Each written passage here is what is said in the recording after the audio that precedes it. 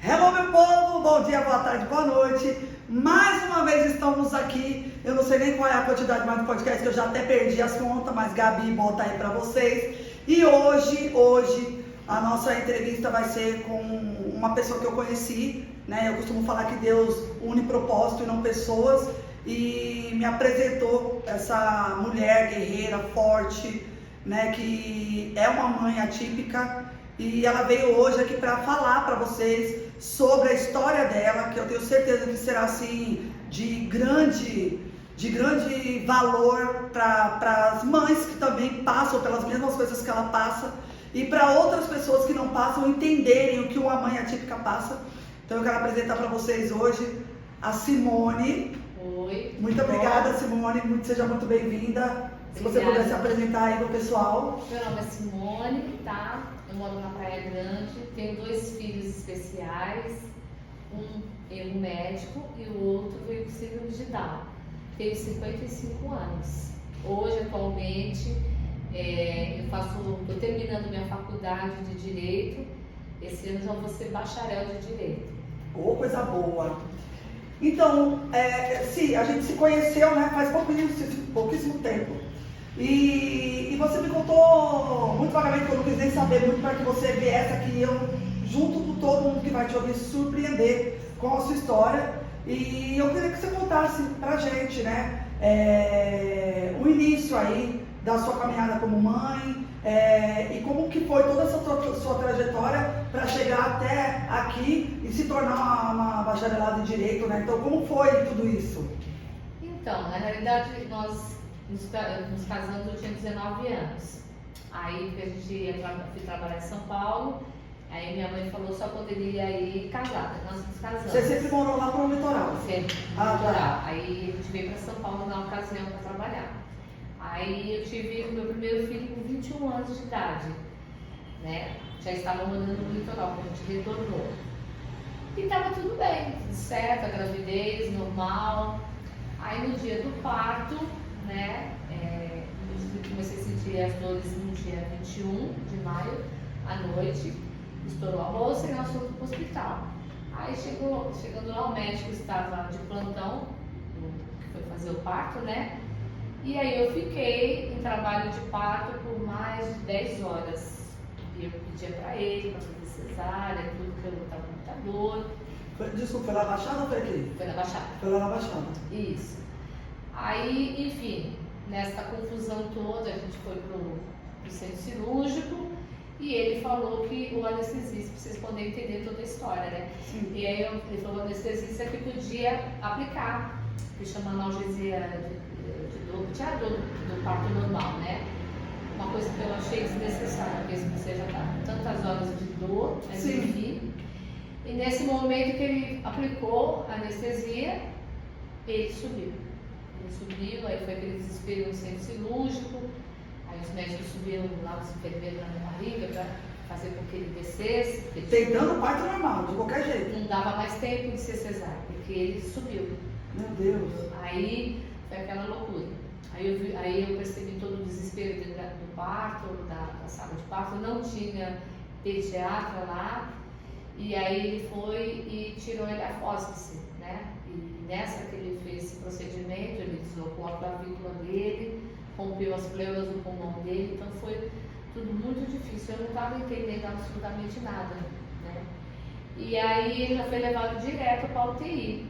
Quando ele foi levado para a UTI, tentaram todos os procedimentos com ele, né, de reanimação. Então, quando ele nasceu, você não ouviu ele chorando? Não, nem vi Meu nada. Deus. Não vi. Meu marido que estava no corredor viu eles correndo com uma criança embrulhada, mas ele nem imaginava que era ele. E aí foi para o centro cirúrgico e foi desenganado pelos médicos, porque não tinha o que fazer, porque quando tirava o oxigênio dele, ele ficava preto na mesma hora. E para quem acredita, né, a gente tem muita fé, o pastor na noite foi lá orar com ele, tinha várias crianças na UTI, já faziam 2 dias que ele estava lá, e aí naquela noite ele orou e ligou para minha irmã e falou, olha, não tem muito o que fazer, aos olhos humanos ele não resiste, mas aos olhos de Deus, naquela madrugada ele começou a brigar com os aparelhos, com tudo, e ele saiu do oxigênio. Aquela mesma. E quando eu retornei de manhã, já não tinha aquele monte de criança, só tinha ele. Então eu acredito ali que Deus realmente operou um milagre ali, né? E o decorrer da vida dele foi tudo muito difícil, porque ele ficou com sequelas, né? Porque... Sim, mas aí quando você pegou ele lá, quando você saiu do hospital com ele, você saiu já sabendo que teria algum problema ou não? Já, porque dentro do hospital, eu saí uns 15 dias depois com ele. A previsão era dos 3 meses, mas ele saiu com 15 dias. Só que aí, foi aí que eu percebi que ele lesionou aqui o cérebro, aí eles vieram explicar, que fizeram um exame, que metade do cérebro virou água, a outra metade do cérebro que foi comprimido. Então eles iam fazer uma drenagem no cérebro para saber o que tinha acontecido de fato, né? Então, aí ele foi com uma cirurgia, foi drenado esse líquido para voltar o cérebro ao normal. Nessa que ficou a lesão, entendeu? Mas só que o hospital sempre falava para mim que houve uma fatalidade. Até então eu acreditava que era uma fatalidade. Né? Que ele teria nascido assim, que não foi por conta do parto, mas que ele nasceu assim. Não, eu acreditava que a fatalidade foi assim, eu tive alguma complicação na hora e foi o que eles puderam fazer. Que era o que eles me passavam. Você teve complicação, a sua pressão subiu demais, mas eu falei, mas em nenhum momento eu perdi a consciência de nada, eu vi tudo. Entendeu? Então na hora, você não sabe nem, eu tinha 21 anos, eu não estava nem entendendo o que estava acontecendo. Aí no dia seguinte já vieram, falaram, olha, ele está tendo muita convulsão. E foi uma sequência de coisas acontecendo com ele. E ele ficou lá na UTI. Ficou aquele tempo, teve convulsão, até que deram a alta para ele. Aí a enfermeira veio me entregar ele e falou assim para mim, boa sorte para ele vai precisar de muita. E aquilo ficou na minha cabeça, eu falei, por que ela falou isso, né? Porque você pega ele bonito, lindo, aí você fala, porque ele nasceu com 52 centímetros, 3,5 kg. Gordo? Tudo normal. Gente, saudável. Meu Deus. E aí eu fui embora. Aí na semana seguinte eu fui na neurologista, que ela pediu para mim fazer uns exames e levar para ele. Eu fui, gente, na maior inocência, simplicidade. Aí eu levo para ela, aí ela olha e fala assim, mãezinha, difícil. Lesionou o cérebro dele, não tem o que fazer, você vai se preparando para o pior. Você não se apressa a comprar a lancheira para ele, porque ele nunca vai para uma escola. Aí foi aquela... Aí ela falou assim... Aí você ficou caindo na real, porque até então você estava... Ela falou assim, até os 6 meses os movimentos são involuntários, depois dos 6 meses eles param.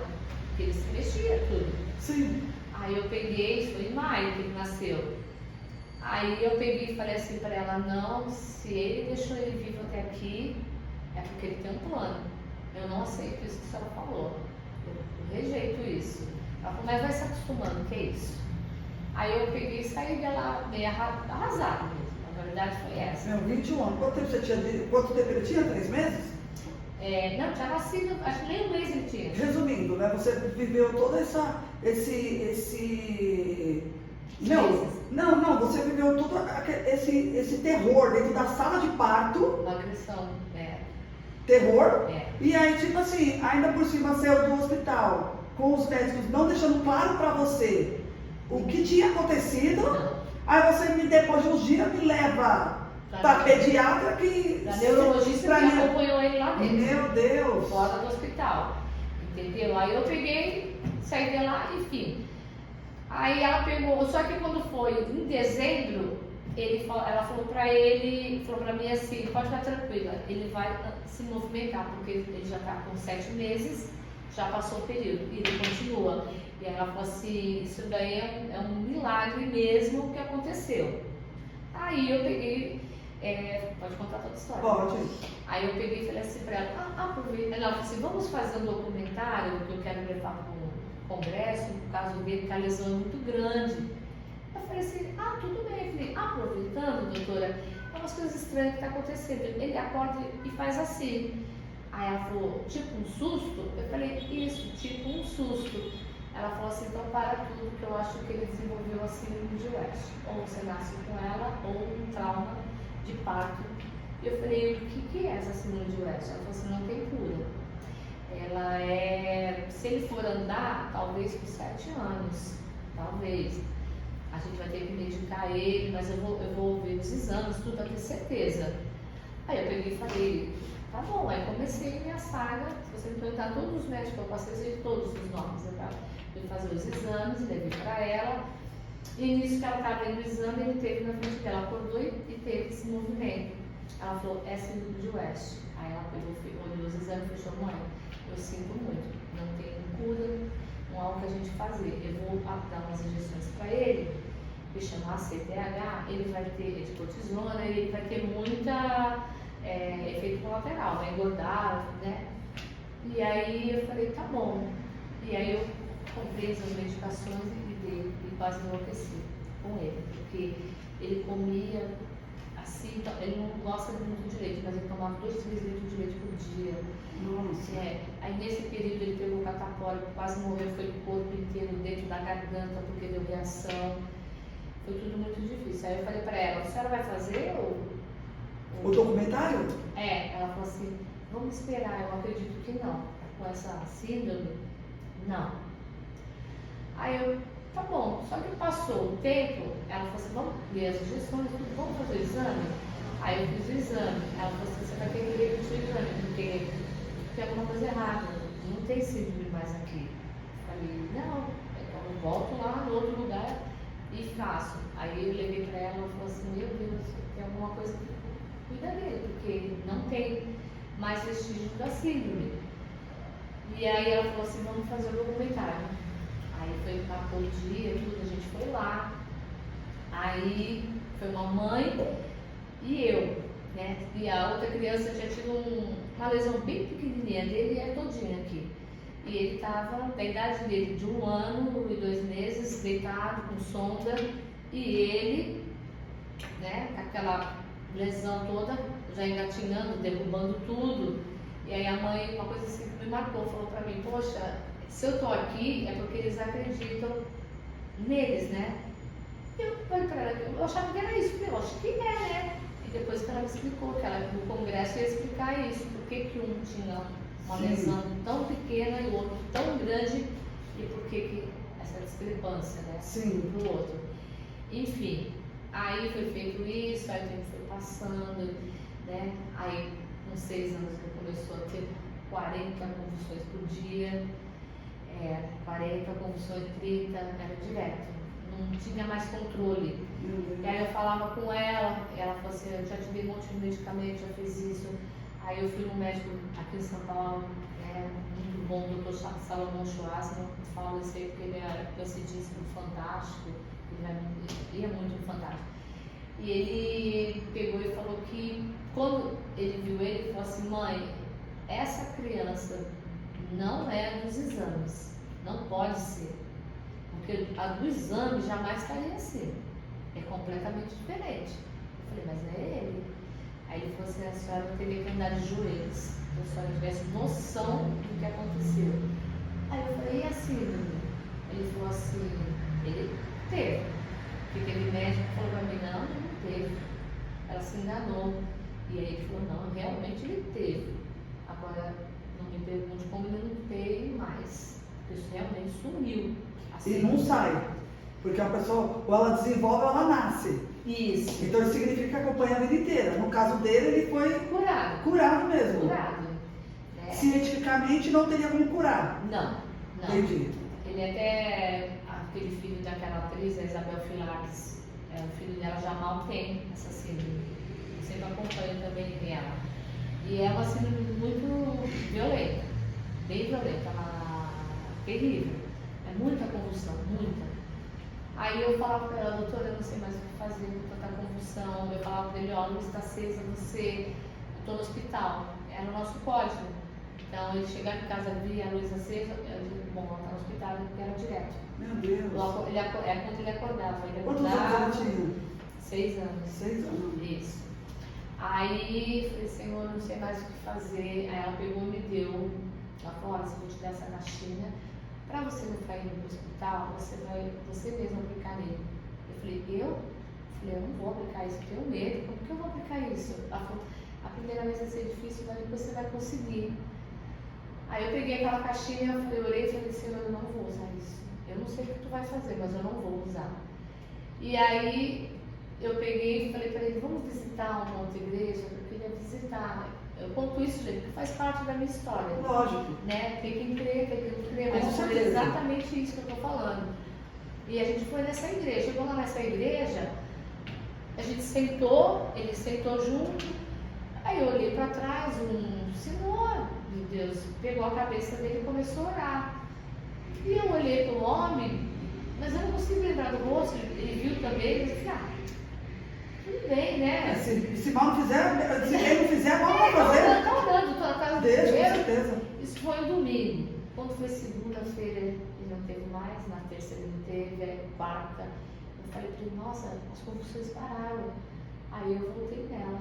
Aí eu falei para ela, falei, olha, tá, eu peguei a caixinha, mas parou. Intacto. Aí ela falou, o que você fez? Aí eu falei para ela, foi isso que aconteceu. Ela falou assim, eu não duvido que tem alguma coisa de Deus aí. Porque desde o início é milagre em cima de milagre. Ela falou assim, a síndrome de Stockholm, essas convulsões que desaparecem. E desde lá, de 6 anos para cá, que hoje ele está com 32, ele teve acho que 2 ou 3 escapes de 1 segundo, vai.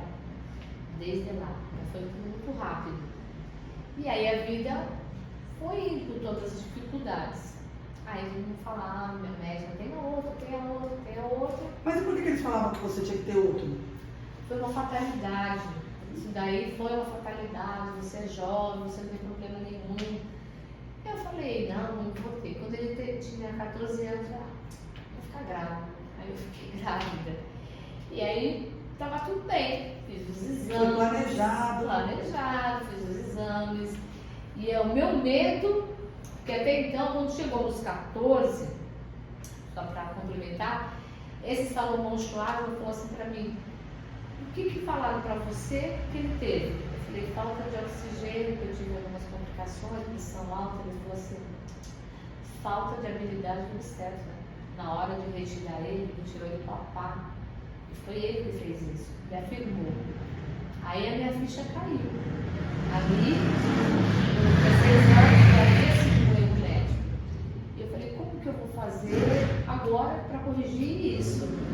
E aí eu comecei a minha. Aí quando aí eu continuei, porque era tanta convulsão, eu continuei. Não, e também assim, né? Mãe de primeira viagem, com uma criança que você precisava observar e estar ali. Então assim, como que você vai conseguir parar para pensar, tipo, não, agora eu vou. O meu direito, eu vou realmente saber. Cara, na situação que estava, tentando entender. Só que sempre Deus falava para mim, um dia eu farei justiça. Um dia eu farei justiça. E sempre falava para ele, Luiz, ó, Deus disse que ele vai fazer justiça. Aí ele ficava assim, né? E o tempo foi passando. Eu fiquei grávida da Emanuela. Meu medo, aí até então o que era? Nossa, o médico. O parto. Era o parto. Nossa, misericórdia. E agora, eu falei assim, eu tô com medo da hora do parto, eu falei. E aí fui, fiz o pré-natal, tudo bem, tava tudo ótimo, fiz tudo. Tá? Aí era para ela nascer em janeiro, lá no dia 20, ela nasceu 27 de dezembro. Aí eu cheguei lá no hospital, o médico, eu sou médico, ele quebrou o braço. Eu falei, pelo amor de Deus, eu quero ele aqui. Aí o médico estava de plantão, aí meu marido falou assim, nossa, tem cara de vendedor de livro. Eu falei assim, mas só tem ele aqui, né? Mas ele veio, o médico veio, com o braço quebrado, tô aqui, assim, porque ele sabia da minha história, sabia de tudo, ele até sabia o que foi falado na ocasião, junto com os médicos, sobre essa situação.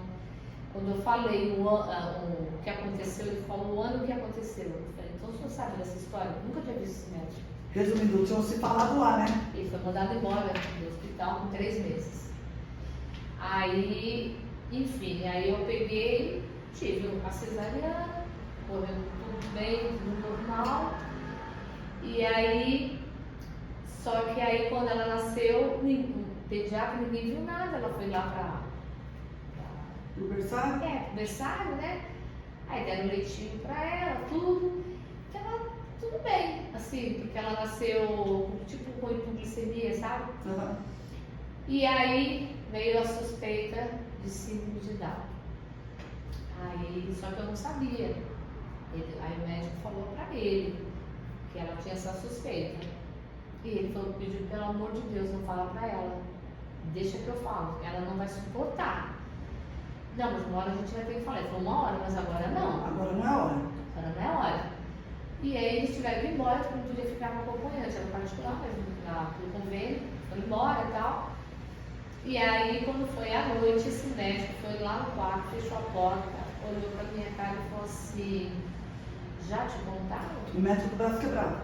Não, o médico do plantão, o do braço quebrado, não sabia. Ele fez o parto, tudo, me deu tchau, falou assim, olha, tá tudo bem, o bebê tá bem, tá lá. Obrigada, depois foi embora. Sim. Eu só vim saber disso no dia seguinte, porque no final do dia eles desconfiaram.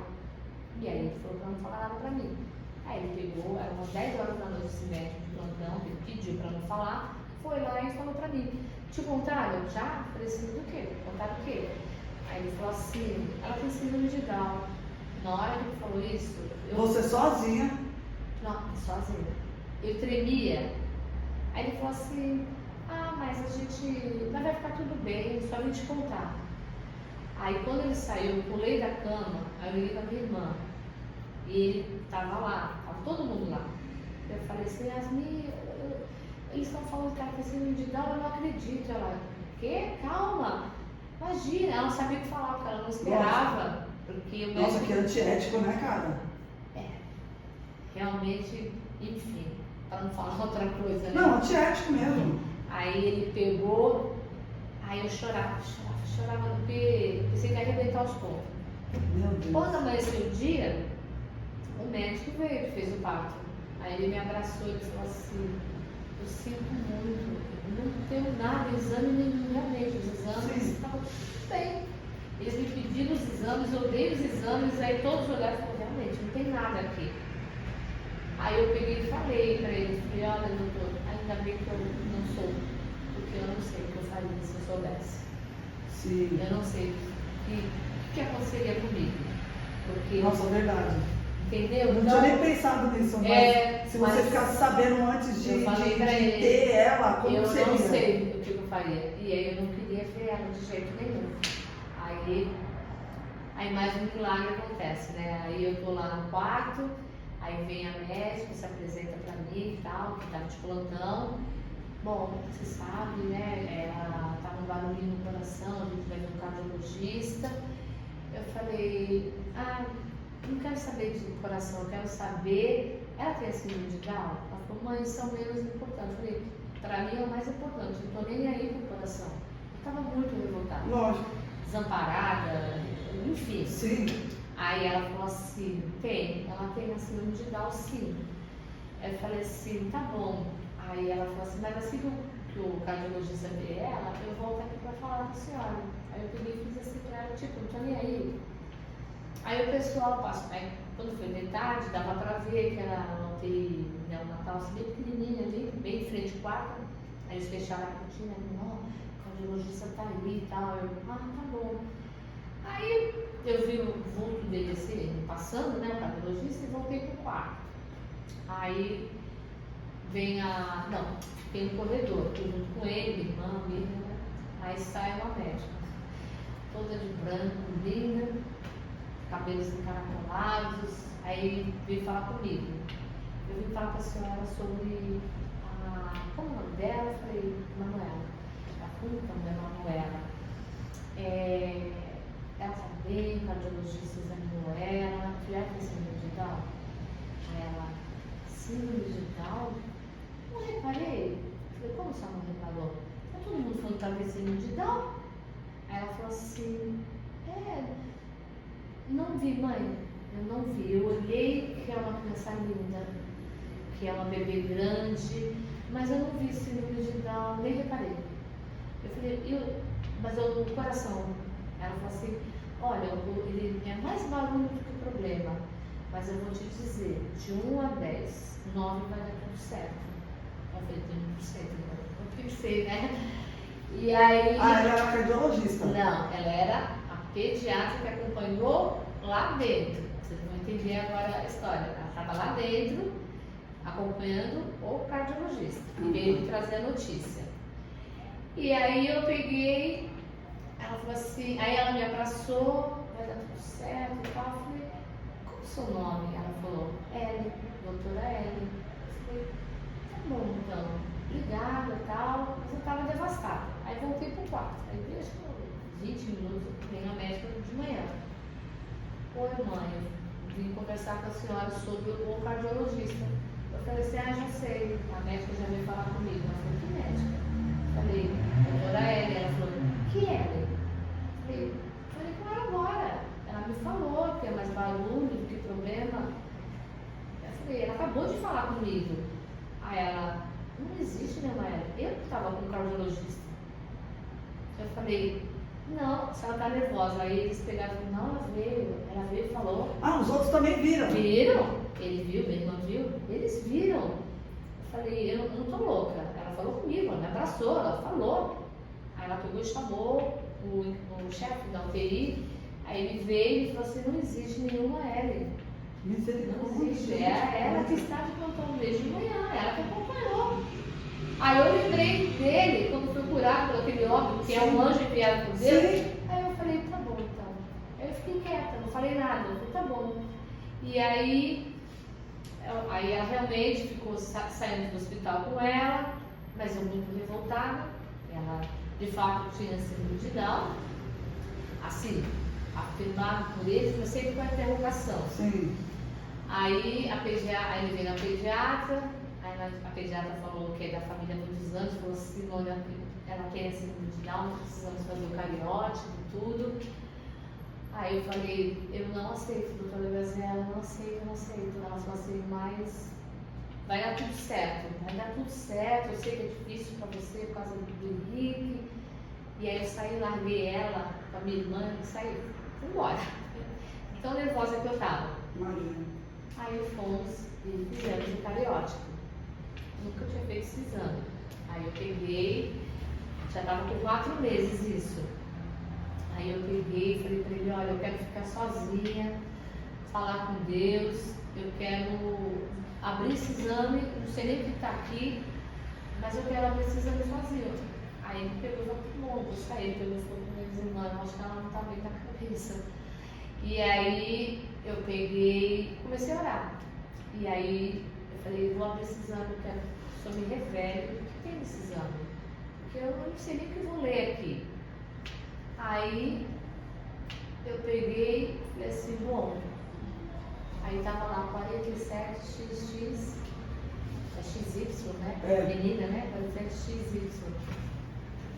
Era esse o resultado. Aí eu, nossa, parece que foi fixo de avião. Eu falei, que é isso? Mas eu não sabia o que era. Aí o senhor falou assim, ela tem a síndrome de Down e vai correr tudo bem, é uma síndrome de Down que não é severa. Começou a falar um monte de coisa pra mim. E a médica vai te dizer exatamente isso. Aí quando ele chegou, aí ele ficou assim e tal, aí eu falei pra ele, ela tem síndrome de Down mesmo. Aí ele leu o resultado e falou, mas o que tem aqui? Ele falou, porque não é que nem hoje, que tu vai lá na internet. Não. Mas é a quantidade, né, do XY que a gente identifica. Mas eu não sabia, nada disso, né? sim. Pra mim, nem sabia disso. Enfim, aí eu falei pra ele, ó, tu vai levar na doutora, ela, o exame, aí depois tu vai dizer. Aí ele voltou e falou, caramba, ela falou exatamente o que você falou, que era, como seria. Enfim, aí foi uma outra fase para tu superar. Aí você tem 2 problemas. Você tem que precisa de você, e aí agora você tem ela. E um monte de gente preconceituosa. Que olhava para você, nossa, como você é feliz, como você é uma coitada, nossa, Deus está com a terra no seu telhado. Aí começa aquele monte de gente falando, vizinho, né? Que encontrava no ônibus, nossa, outro doente. Então, passando por muito problema. E com tudo isso, eu ainda trabalhava com confeitaria, salgado, bolo, com eles. Eu realmente não sei como eu sobrevivi todos esses anos com tantas coisas. Quando você deu conta de cuidar de duas crianças que precisavam de atenção 24 horas, o Henrique não tinha mais as convulsões, né? Mas era imperativo. Sim, tem as dificuldades dele, que teria que ter você. E ainda por cima a Manu também, que precisava. E ainda trabalhava. Trabalhava dentro de casa. E muito. Sozinha. Às vezes ele me ajudava quando dava, às vezes quando você achava. Porque ele também trabalhava, né? Ele trabalhava fora, então te ajudava quando dava. Às vezes quando você achava uma mão de obra que te ajudava também, né? Mas a vida foi assim, foi levando. E aí quando ela estava com 4 meses que eu tinha esse cariótipo, eu marquei uma consulta dele, na neurologista dele, que sempre me falou que era uma fatalidade o que havia acontecido comigo. Claro, lembrando que ela era funcionária do hospital, na época, uma excelente neurologista, mas ela era funcionária. Aí eu cheguei com ela, aí quando ela foi, aí eu virei ela, só virei ela e mostrei. Aí ela falou assim: meu Deus, como você é azarada! Não é que Deus tacou a pedra de novo no teu telhado, você não tem nada. Aí eu peguei e falei... Misericórdia, gente! Aí aquilo pra mim foi... Eu falei, eu tô com ela há 15 anos, né? Cuidando dele, cuidava dele, não posso dizer isso. Mas aí eu olhei pra porta e tinha um Cristo crucificado na porta. Aí ela se empolgou com ela. Olha, ela pode ter isso, Nossa, só falando coisa negativa. Jesus amado. Você sabe o que é uma síndrome de West?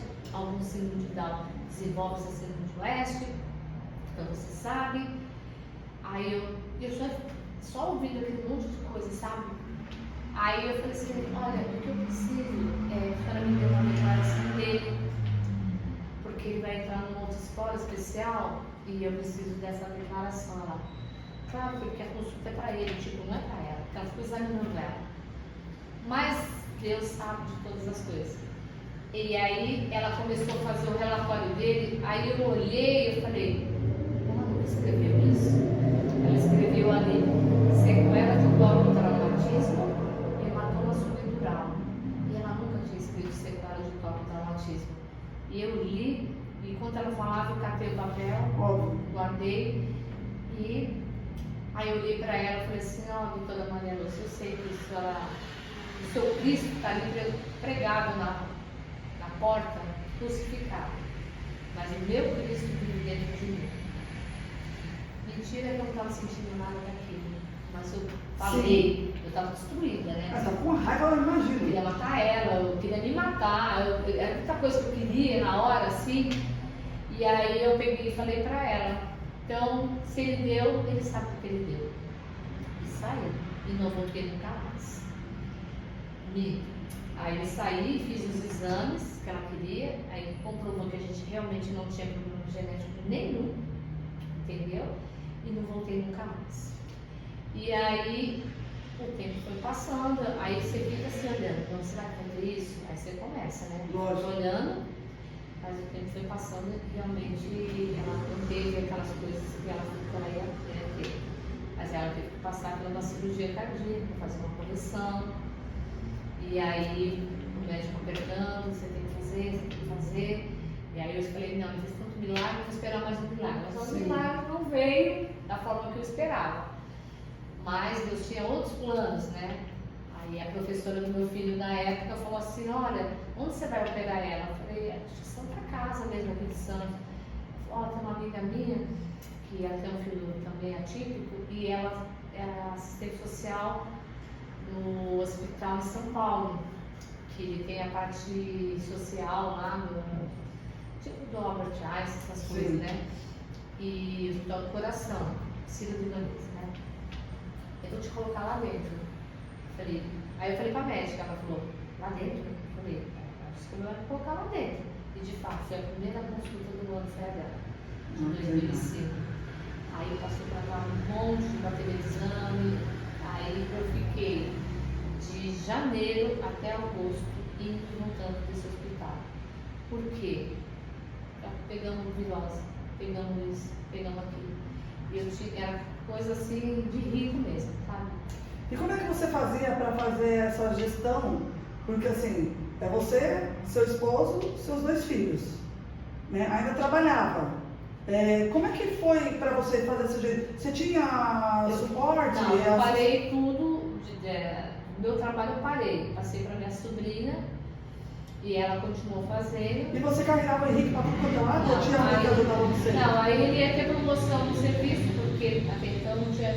Eu tive ajuda assim, por exemplo, da minha irmã, da Sandra, mas ela trabalhava, então ela não tinha como contar muito com ela. E aí eu falei, Deus, ela tem que operar, o que a gente vai fazer? Né? Aí ele foi mandado embora. Aí ele chegou em casa e falou assim, nossa, eu tenho uma excelente notícia para te dar. Eu falei, qual? Fui mandado embora. Eu falei, ai, graças a Deus, jura? Ele falou assim, foi. Eu falei, ué, mas você ia ter promoção? Ele falou, ele tem que entender, porque ele me chamou um mês atrás para ter promoção, agora ele me mandou embora. E a gente ficou super feliz com isso. Aí, de fato, ela foi operada, entendeu? Só que quando eu estava no hospital, vinha muita mãe conversar comigo.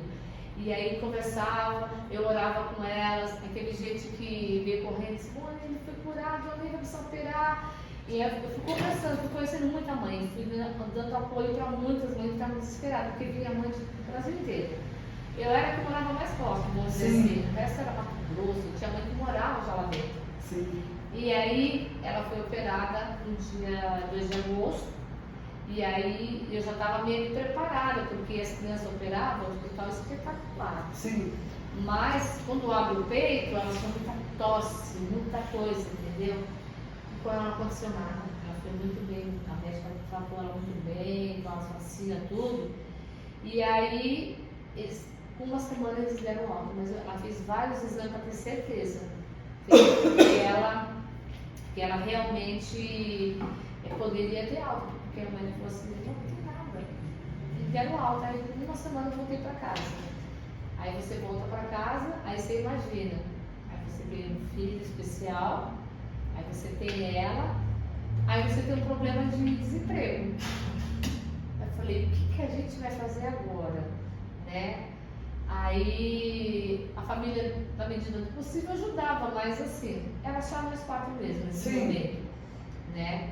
E aí eu falei para ele, o que a gente vai fazer? Ele falou, não sei. Aí eu liguei no buffet, que eu trabalhava antigamente, e falei para ela, ela sabia, né? Eu voltei e tal. Ela falou, Simone, então vamos voltar então, porque não deu certo. Tá tudo muito ruim, a gente está com muito problema. Aí eu voltei a fazer. Voltei tudo de novo, e Deus foi sustentando. E aí ele falava assim, eu quero vou terminar a faculdade, estava fazendo faculdade de História, que era o sonho dele. Eu falei, continua. E aí ele terminou a faculdade dele, começou a dar aula, e a vida foi se encaminhando assim. Mas é muito difícil, tá? É muito difícil. Eu vejo assim, hoje uma mídia romantizando muito isso, sabe? Sim. A mãe atípica. Nossa, eu detesto essa frase. Deus dá filhos especiais para pais especiais. Eu detesto porque eu não gosto de ouvir isso, nem acredito nisso. Porque muitas vezes eu falei para a pessoa, então você não é especial para Deus.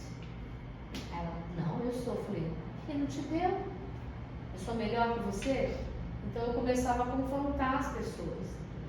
E quando eu via pessoas que passavam por situações parecidas com a minha, eu falava para ela assim, olha, eu não vou te falar nada, porque não tem palavras para me te falar.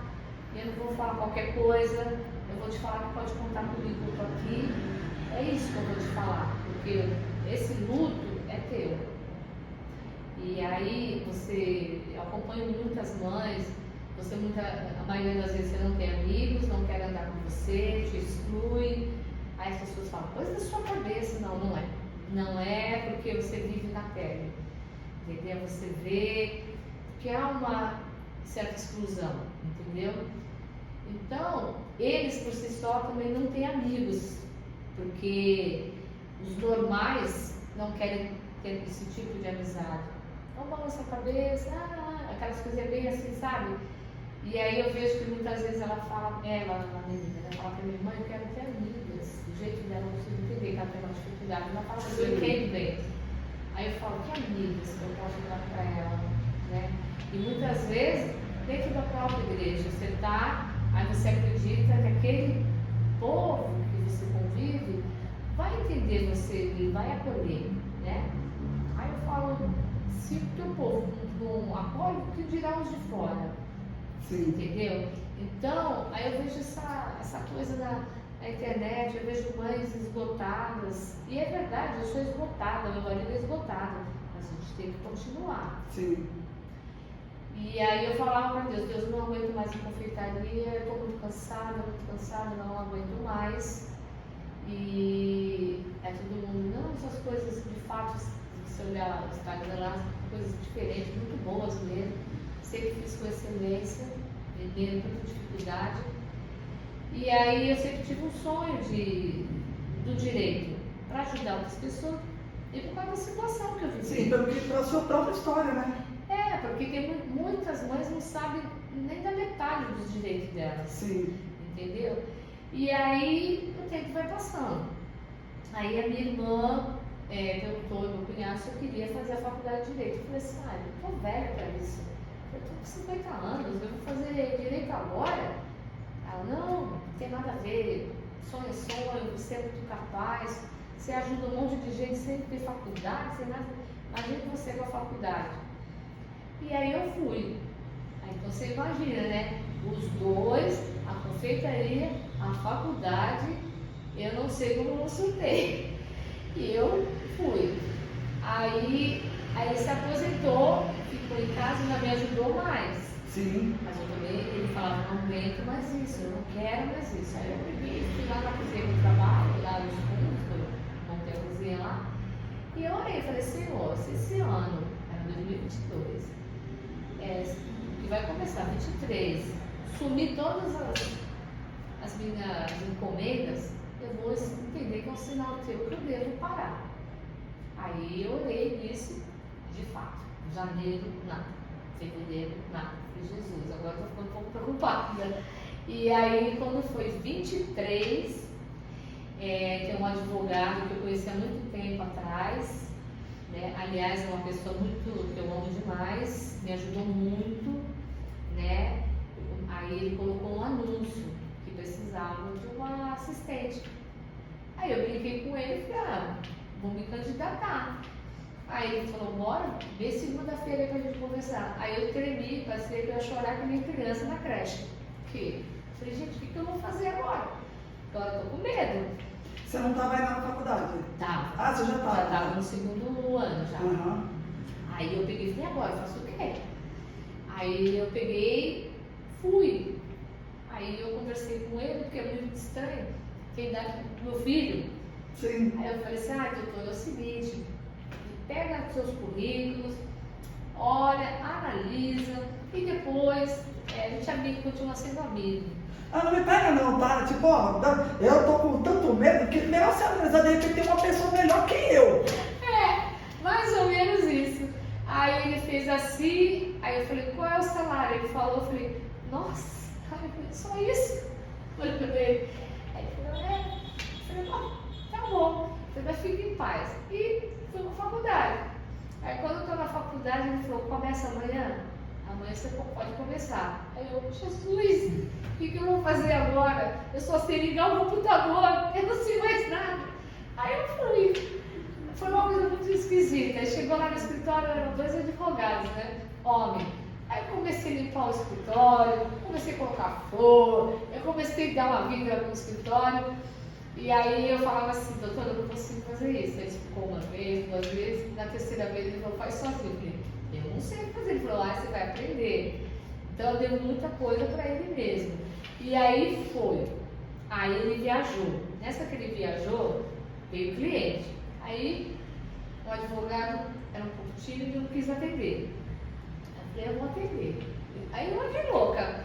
Mandei o cliente entrar, comecei a conversar com ele, eu já entendia, né? Sim. Aí qualquer dúvida eu perguntava para o advogado lá, mas eu não tinha dúvida. Eu fazia. E aí ele pegou e me ligou assim, olha, o que está acontecendo? Esses contratos que está sendo assinado. Eu falei, eu estou vendendo aqui, doutor, não estou vendendo terreno na lua não, não estou entendendo o que eu estou vendendo. Depois vocês continuam, né, o processo. Enfim, aí eu acabei ficando no setor comercial. Fiquei lá, fiquei até maio de 24. Mas aí encerra-se um ciclo, né? Encerra um ciclo ali, e aí eu fui para outro advogado, que é uma outra experiência muito boa. Eu também tenho idade primeiro do meu filho, mas é um advogado super competente também. Estou aprendendo muito com ele, porque ele também explica muito, faz eu fazer, não quero fazer. Aí quase chorando de criança, né? Porque, meu Deus, eu vou chorar aqui, né? Porque você se depara com esse universo aí digital. E uma coisa diferente também, né? Porque até então a sua vida estava sempre ali rendida a estarem com os seus filhos. Isso. E ainda buscando possibilidades de vocês também, porque assim, todas as mães que têm os seus filhos que são especiais, cara, não é só o fato de você ter um filho especial, isso gera custo. Isso tem custo. Exatamente. Né? Não é assim, tipo, não, eu tenho meu filho especial, mas eu cuido dele. Não, cara, isso precisa de dinheiro. Aí como é que a mãe consegue trabalhar, cuidar do filho para poder ter dinheiro, para poder locomoção? Você pode usar o SUS que a gente, né? Aí eu quero também até que você fale um pouco sobre isso. Mas tipo assim, cara, eu fui voluntária no GRAAC. Eu fiquei quase um ano sendo voluntária no GRAAC. E o GRAAC, você conhece, né? O Hospital do Câncer de Criança. E a maioria é de fora. Sim. Né? Então eles têm 2 casas de apoio onde eles conseguem receber essas mães que ficam ali, morando ali. Mães que estavam ali há 6 meses. Mas, cara, tudo bem, ela tem a alimentação ali que é dada na casa, mas, pô, ela precisa de dinheiro para comprar um absorvente. Parou. Parou onde? Exatamente agora.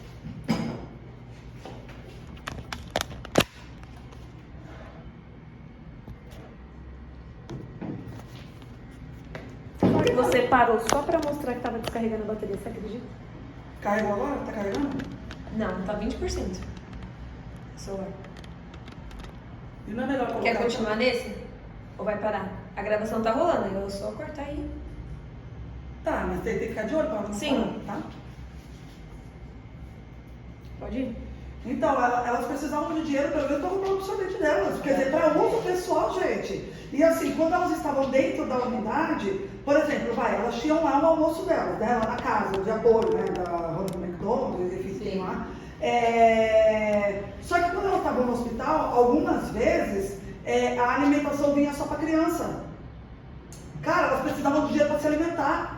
Sabe, então, tipo assim, não é, tipo, e uma coisa que eu via muito lá, todas as crianças eram muito bem assistidas. Sim.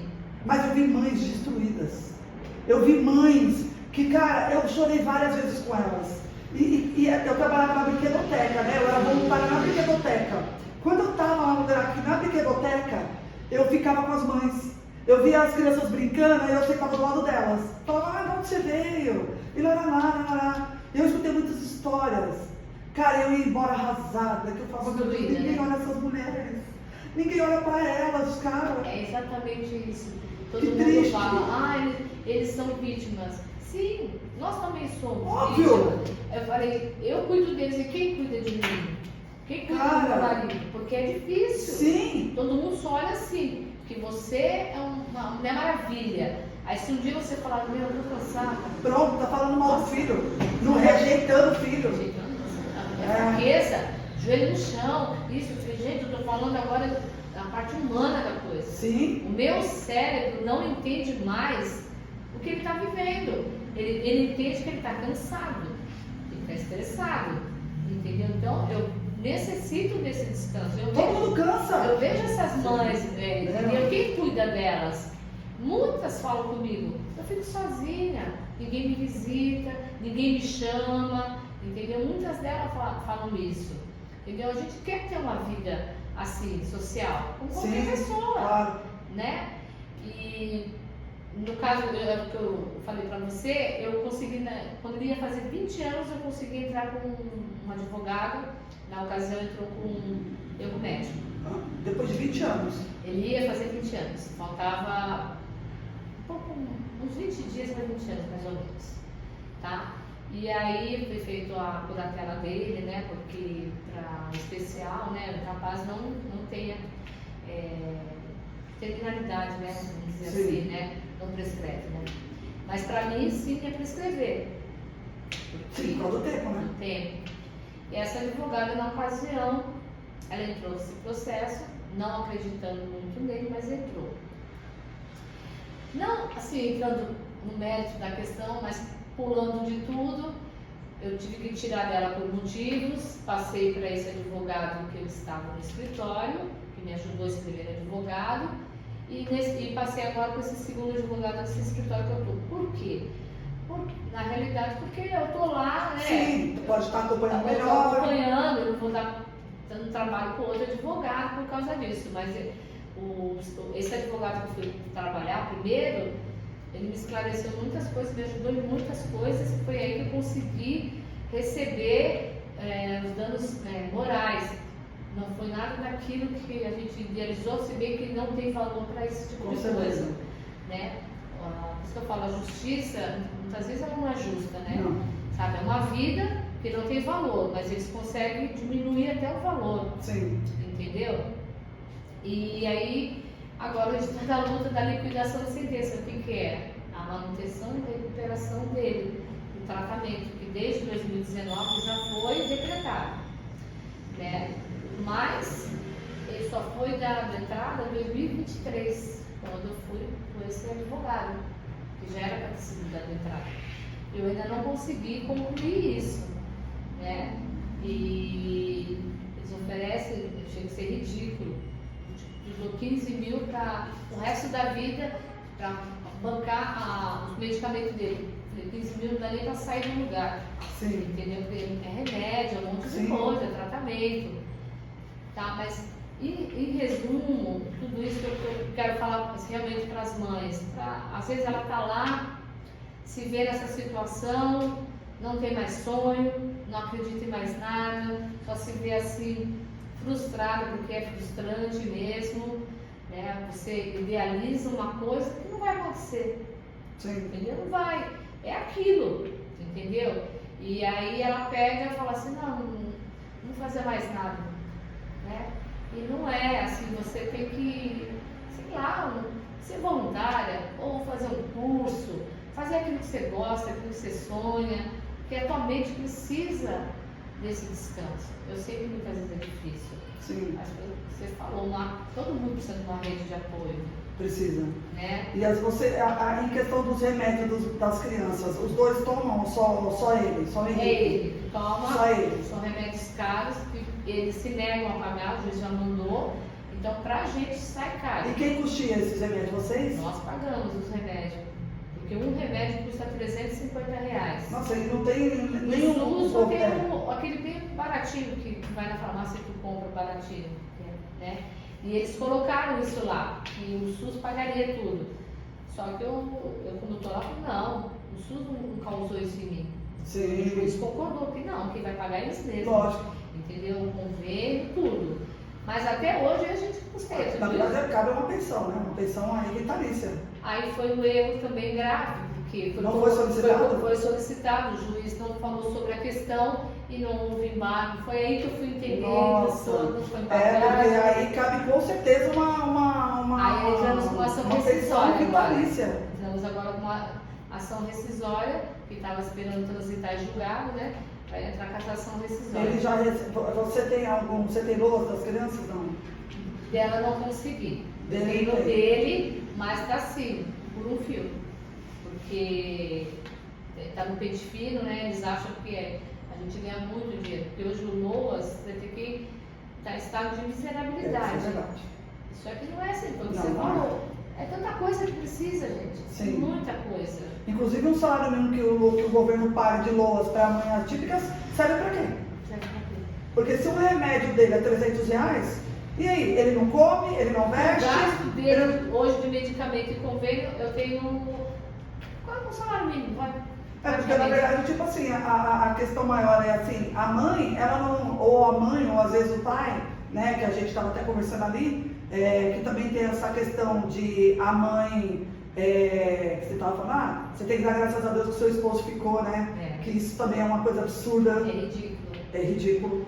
E a outra questão é, a mãe, né, que geralmente ela é uma mãe solo, ela não tem como trabalhar, gente, ela vai trabalhar como? Exatamente. Ela vai trabalhar com quem? Porque uma coisa, ô, Simone, que eu sempre falo, eu falo assim, a gente tem a família que nos apoia. Isso. A gente não pode ser ingrato, Não. mas ninguém deixa de viver a sua vida para viver a sua. Exatamente isso. A minha família também é muito boa, mas cada um tem sua vida. Exato. Então, tipo assim, as pessoas elas ajudam como pode, sim, mas quem é que está vivendo ali? É você. Então, assim, e aí, por isso que às vezes a gente fala, né, sobre ouvir certas coisas que não convém. A pessoa ajuda, obrigada pela ajuda, eu agradeço. Sim. Sou grata por isso. Mas isso não te dá o direito de falar coisas que vão me magoar, porque quem está vivendo isso sou eu. Quem está chorando sou eu. Quem está se preocupando é eu e o meu esposo, porque a sua família é você e seus filhos. Isso. E é só vocês um pelos outros. Por mais que a família apoie. É um desgaste mental muito grande. Muitas vezes eu falo com a minha família, gente, eu estou muito cansada. Eu queria pegar, sair, eu e ele assim, ó, e descansar. Mas isso, infelizmente, eu não consigo, né? Por causa dele, sempre vai necessitar de alguém. Sim. Vai precisar. Não tem como eu sair, entendeu? E eu já tive vizinho que chegou a me denunciar porque eu fui abandono. Entendeu? Eu fui buscar outra na escola. Meu Deus. Entendeu? Já tive vizinho que chamou polícia pra mim de maus tratos. Porque eu só pedi pra ele abaixar o som, porque eu estava enlouquecendo. De vingança ele chamou. Aí eu acordei de manhã com 2 viaturas, um monte de polícia na minha porta. Eu sem entender. Eu falei, meu Deus do céu, o que aconteceu? Aí a polícia pegou e falou, não, recebemos uma denúncia que a senhora agride as crianças, não dá comida para as crianças. Eu falei, eu? Eles são magrinhos, né? Aí, eles são desnutridos. Aí eu peguei e falei, vem aqui, falei pra ele. Aí ele veio, ela estava dormindo. Aí a vizinha da frente ouviu e falou assim, nossa, isso é mentira, eu conheço, ela trabalha, ela trata eles muito bem, não falta nada para eles. Aí eu falei assim, eu sei que fez, ela aqui do lado. Aí ela veio gritando, berrando, e aí o polícia olhou, eu chamei ela, acordei ela veio, aí o polícia falou para ela, você não tem um tanto de roupa para lavar? Vai fazer alguma coisa mentirosa? Porque ele não viu nada. Ele viu ela gritando, aí eu comecei a chorar porque eu fiquei tão descontrolada. O carro de polícia na tua porta. Sim. Eu acho que uns 5 polícias, sei lá, te olhando. Eu abri a porta e falei, pode entrar. Ele falou, eu só posso entrar até aqui. Porque ele não tinha, né? Lógico. Aí eu peguei e falei, não tem nada. Aí eu peguei, o que acontece? Vou explicar para o senhor. Ele, eu consegui na justiça, então, só que eu falo, coisas que a gente não sabe. Eu fui atrás do transporte da minha cidade de Praia Grande para Santos. E eu fui atrás na justiça e ganhei. Sim. E só que ele não entende. Ele levanta de manhã, ele toma banho, toma café, ele acha que já vai chegar, né? Aí eu falo, não está na hora. Na época era assim, não está na hora, não está na hora. E esse não está na hora, ele gritava. E aí eu falei, se eu perder o meu controle, eu mato ele, né? Sim. Só que eu gritava mesmo, cala a boca. Aí eu falei pro juiz, polícia, se o senhor perguntar se eu grito muito. Mas todo mundo grita. Pode ficar aqui na minha porta que o senhor vai ver eu gritar o dia inteiro. Eu acho que isso eu posso, né? Porque eu já não posso nada. Aí ele pegou e falou, não. Aí eu vi que não tinha marca, não tinha nada, então é isso que acontece. E isso vai ser todo dia. É porque a pessoa não entende, né? Tipo assim, aí é o que a gente fala sobre romantizar. Eu lembro uma cena que eu tava lá no GRAC, e aí quando eu desci lá para a parte lá do pronto-socorro, eu tinha que buscar um tablet que eu tinha deixado com uma criança lá, e a mãe estava com o bebê, né, com a criança, ela devia ter uns 4 anos, 5 anos, e eles tinham colocado uma sonda gástrica nela. E ela estava muito agitada, o menino gritando, querendo arrancar. E aí eu via vários enfermeiros, todos agachados, eu nunca vou esquecer essa cena, todos agachados ali, tentando acalmar a criança. Cara, aí quando eu só olhei pra mãe, ela olhou e ela já sabia que eu era da brinquedoteca, né? Ela me olhou, o olhar dela era desesperador. Tipo, ela olhou pra mim, eu senti aquela dor daquela mulher. E aí, como tava cheio de enfermeira ali em volta, tentando acalmar a criança, e ninguém olhou pra ela, sabe? Aí eu fui lá, peguei o tablet, subi, né, pra brinquedoteca.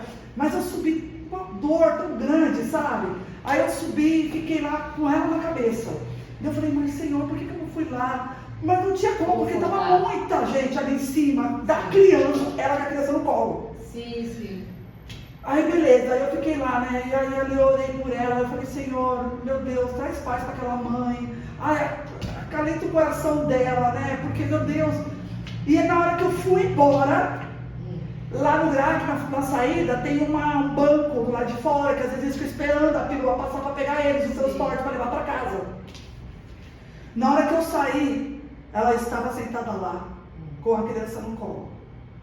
E aí, a hora que eu saí, estava vindo uma enfermeira em direção a ela, e foi lá e pegou na criança. Menina, eu saí daquela catraca, eu fui lá, eu grudei nela, e nós choramos muito. E eu falei para ela, cara, olha, eu não posso fazer muito por você, mas eu tô aqui. Cara, tipo assim, aquilo, aí ela chorou, aí a enfermeira catou a criança do colo dela, e nós ficamos ali por uns 15 minutos abraçadas, nós duas chorando. Muitas vezes você só quer Meu isso, Deus. conforto, você não quer uma lição de moral, você não quer uma leitura da Bíblia, você não quer nada, você quer apenas um conforto. Cara, ali eu abracei ela e a gente chorou muito, né, porque eu falei pra ela, cara, chora, vamos chorar. Porque precisa chorar, precisa extravasar, precisa gritar, precisa berrar, precisa dar de louca assim. E qual o problema de vocês fazerem isso? Ah, não pode? Mas não assim, pode? Eu choro muito, Meu na hora que Deus. eu grito, choro, mas eu levanto, eles precisam de mim. Isso não quer dizer que você vai ficar caída pro resto da vida, mas você precisa ter o seu tempo. Se eu parar, eu entro numa depressão. Ah, com certeza. Eu falei, então, a minha mente é sempre ocupada, porque senão você se entrega, você fica, não vai ser amanhã, o que vai acontecer com eles, o que vão fazer, entendeu? Aí você, poxa, eu queria tanto conversar com alguém, você quer um monte de coisa, e o mundo está aí, correndo, cada um fazendo suas coisas, e não percebe essa mãe, não notam essa mãe que necessita, entendeu? Eu já vi muitas entrar numa depressão profunda, entendeu? Por causa disso. É porque, na verdade, a mãe, ela se omite, né? A mãe, o pai. Ela se anula. Ela se anula, não existe mais vida dela. Foi o que eu falei, ele falou pra mim, meu marido, eu falei, nossa, você falou 30 anos da sua vida. É mesmo, pra cuidar deles, pra fazer o meu melhor, mas são 30 anos. Aí muitas vezes eu vejo uma jovem, nossa, eu tô já 1 ano em casa, porque eu não trabalho, porque o meu filho me esgota. Eu falo, meu Deus, vai crescer, daqui a pouco passa, né? O que é 1 ano? Aí eu fico assim, entendeu? Mas olhando para o lado das mães atípicas, elas precisam muito de socorro, de ajuda psicológica. O SUS não dá nada, a verdade é te dar lá meia hora, muito male, entendeu?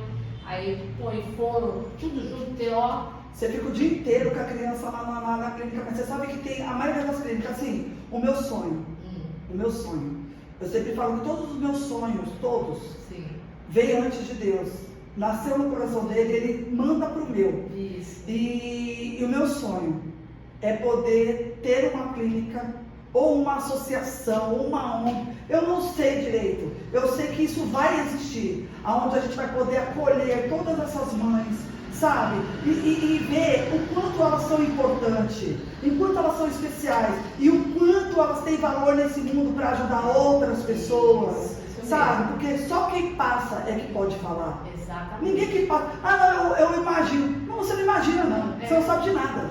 Eu me brinco assim muito, a pessoa fala assim, eu imagino, você fala assim, não, você não imagina. É que nem eu falar assim, a pessoa fala assim, ai, meu marido é bêbado, alcoólatra. Eu falei pra ela, eu não posso falar pra você, porque eu imagino que eu nunca vivi isso. Exato. Eu nunca vivi. Então, eu acredito que seja difícil, mas imaginar, eu não sei. Eu falei. E o meu sonho, que eu falo pra muita gente, poxa, abre tantas escolas, né? Por que não abre uma escola não de depósito, a gente vê muito Não, disso, sim. sabe? O que você gosta de fazer? Você gosta de dança, você gosta disso, você gosta de violão. Esse tipo de escola para eles, Sim. entendeu? Aí vem essa inclusão, que ela não é verdadeira. Não é. Verdade. Não eu quando ela estava no ensino médio, né, fundamental, eu fui na justiça lá e falei, olha, eu quero uma professora só para ela. Eu fui num fórum.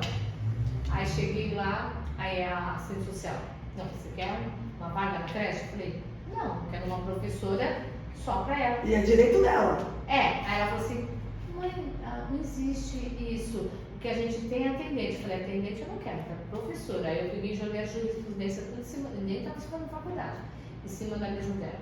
Ó, Campinas, São Paulo, tal, ela, mãe, eu nunca ninguém pediu isso. Eu falei, pois é, eu sou Porque não sabe direito. né? E aí eu consegui, né? Ela conseguiu ler, tem muito para aprender ainda, né? Porque veio a pandemia. Sim. Aí quando eu cheguei na escola, aí eu falei, o que faz a professora dela com aquelas duas crianças? Aí ela falou, porque a atendente faltou. Eu falei assim, então vamos lá, nada contra a criança, de jeito nenhum. Mas da mesma forma que eu fui à luta, a mamãe também vai atrás, já tem precedente, então vai lá, vê isso daí. Eu lutei para ser somente para ela, então eu não vou chegar aqui, eu não quero mais. Você entendeu? Então era aquela mãe, ela bem chata, mas elas foram ficando quietas e eu fui colocando as coisas. Não, chata não, né? O direito. Eu vou atrás, falei, eu ajudo, venha conversar comigo, que eu não dou o caminho das pedras, como faz, eu não me importo. Agora, não pode você pegar a atendente que faltou, tirar da minha filha, dividir. Falei, não vou aceitar isso.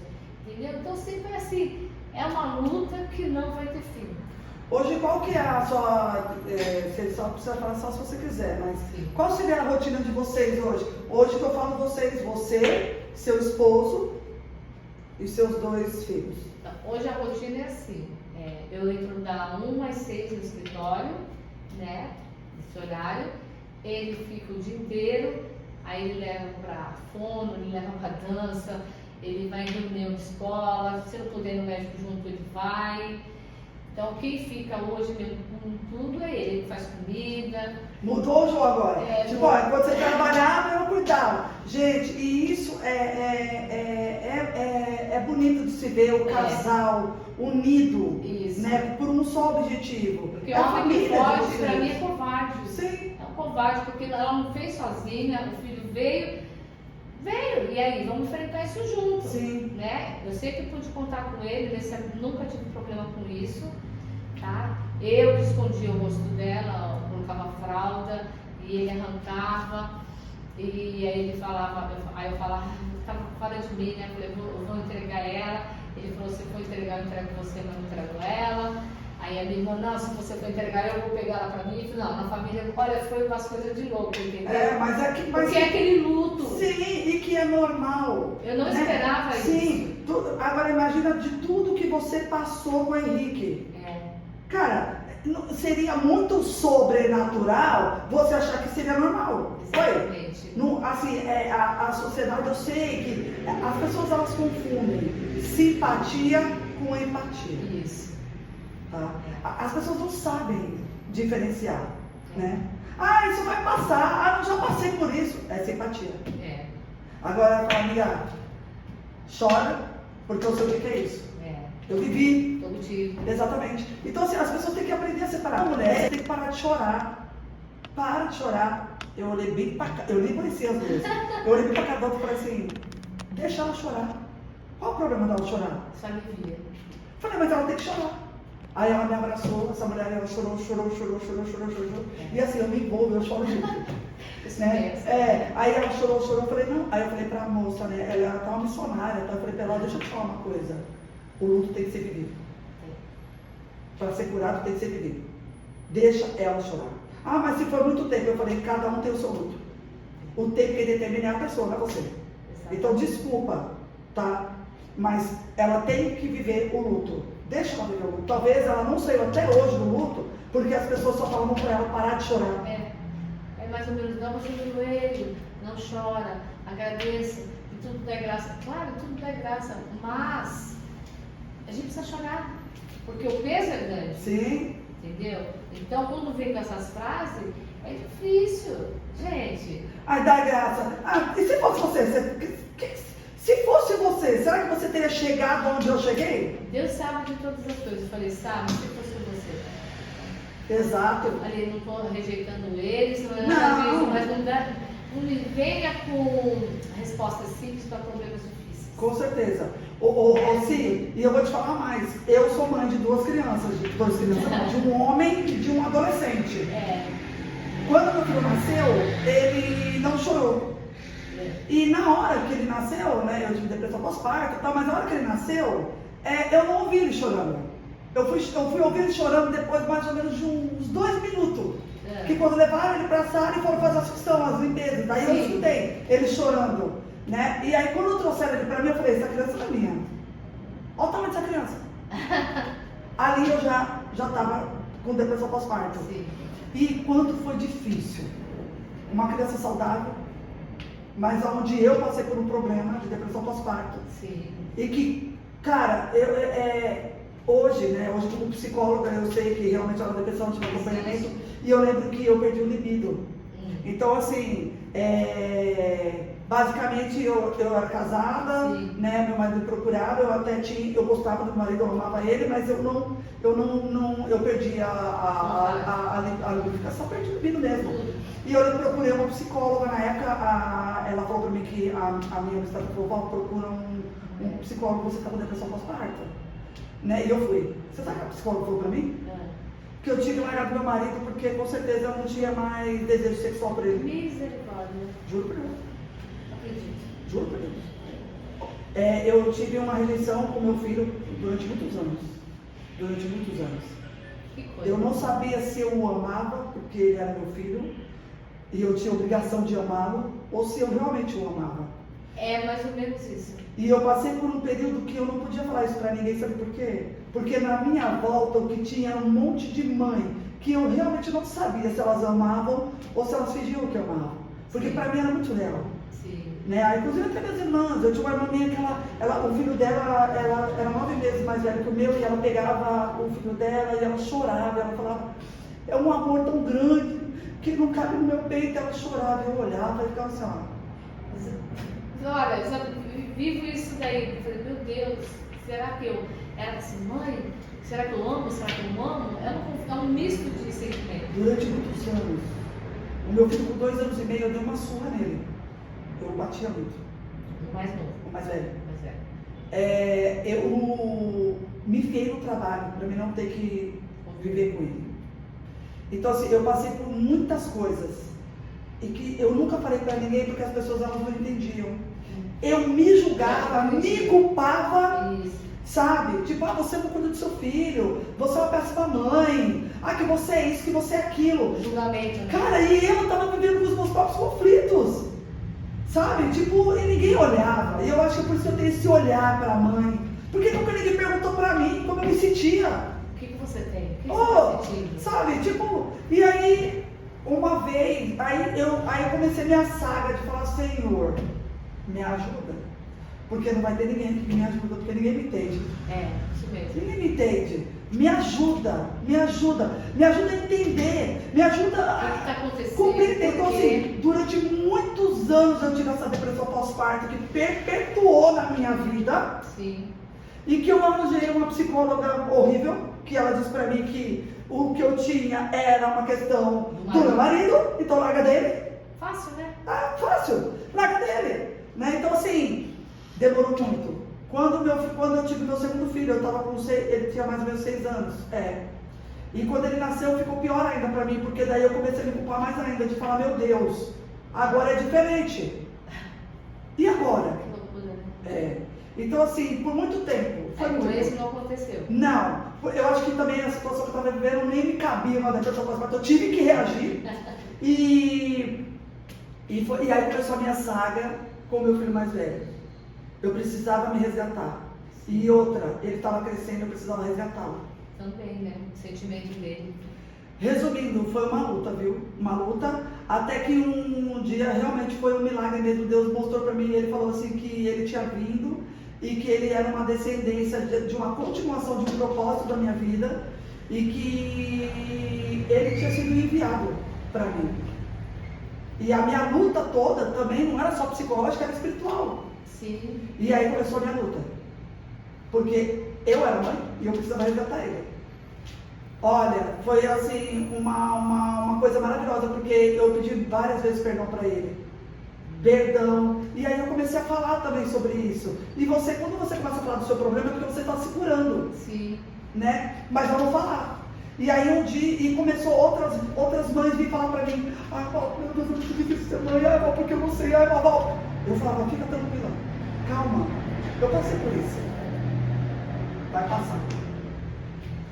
E aí então, as nossas histórias, Simone, que eu quero falar sobre tudo isso, você foi chamada por uma missão muito linda. É o que eu creio, né? Sim, muito linda. E quando você falou pra mim, olha, eu quis muito participar de um podcast. Aqui começa a sua jornada. É isso aí. Aqui começa a sua jornada. E falar pra você que você é um espelho pra mim. Porque não é fácil. Não. Se eu com uma depressão pós-parto, que perpetuou durante muito tempo da minha vida, que não é nada perto do que você vive, porque você vive ainda, né? Sim. E não Eu dá. tive a menina pra cuidar dele. Essa era a minha ideia. Sim. E no fim não. Então assim, cara, é maravilhosa. Nunca deixe isso. Não deixe as pessoas. Porque você nunca deixou, né? Seu filho já tem quantos anos? Minha filha? Seu filho? Ele tem 33. 33. São 33 anos de luta que você e seu esposo vivem. Mas que é uma família que veio. Deus fala assim, né? Que Ele faz o milagre para aqueles que não creem nele venham a crer. Vocês, é isso. É olhar para vocês e falarem, Deus existe. Deus existe. Porque são tantas histórias. Vou contar, eu levaria 3 dias aqui de tanta história que aconteceu. Mas o que a gente pede para Deus é isso, esse suporte. Porque tem horas que eu falo, Deus, eu não aguento. Eu falo, agora, pouco tempo. Ontem mesmo, eu falei, Deus, acho que eu vou surtar, porque é muita coisa. Você sabe, na cabeça. Né? Porque não é fácil. Aí ele implica com ela com ele. Aí o pessoal, mas eu nem vi isso. Eu falei, fica em casa, confinado. Aí você vai me dizer. Vai viver no dia a dia, né? Vai viver no dia a dia, né? Entendeu? Então é difícil mesmo, mas eu fico imaginando, em geral, as mães que passam por isso mesmo. Porque eu falo, ninguém olha para elas. Não olha. Só olha assim, nossa, que frieza. Isso, mamãe. Nossa, que sem paciência. Não gosta do filho. Que ignorante. Você tem que entender que eles são especiais. Você tem que entender a deficiência. Não sabe. São coisas que eu escuto. Aí eu falo assim, e eu, gente? Como que eu tô? Minha cabeça? Como é que fica? Pega e vai viajar. Pega e sai. Eu falei, também tenho vontade de viajar. Sozinha?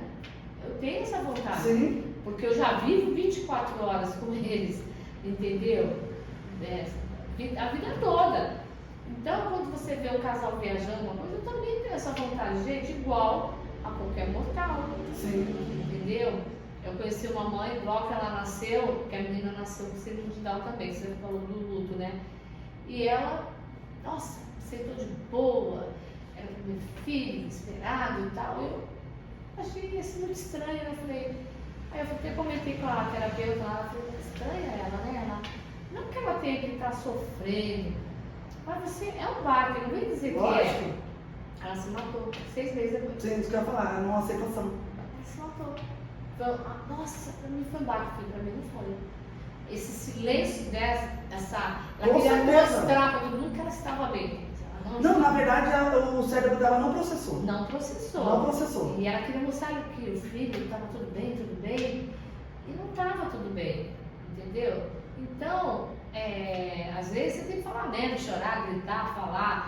Aí a gente fala, nossa, que absurdo que você está falando, não, deixa eu botar para fora. Se eu não botar, eu enlouqueço. Sim. Entendeu?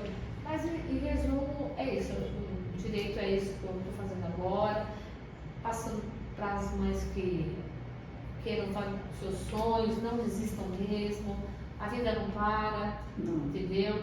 De fato, Deus tem um propósito para cada situação, para cada pessoa, a gente não entende, mas Ele tem, né? E é isso aí. Então, sim, a gente tem um momento aqui que é o momento onde você tem voz.